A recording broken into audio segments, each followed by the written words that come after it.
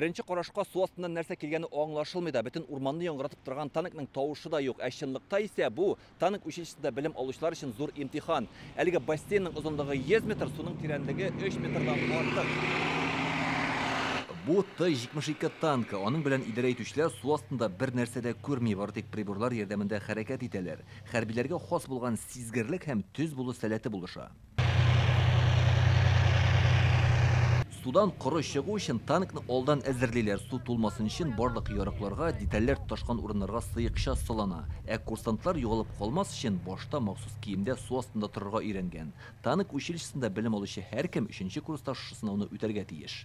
Курсант выполняет занятия. Бүген монда имтихан тапшырган егетләр киләчәктә үзләре командир буларак шундый чаралар оештырачак һәм яшьләрне өйрәтәчәк. Алар менә шундый өйрәнүләр вакытында да хәрби бурычларны үтәгәндә дә югалып калмаска тиеш.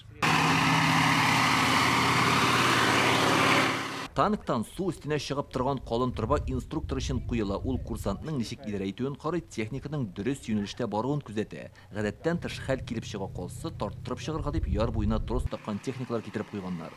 Хәрбиләр хәтта көймәдә дә кизү тора. Илдар Сафиуллин, Гадел Миндубаев, Яңа Гасыр каналы.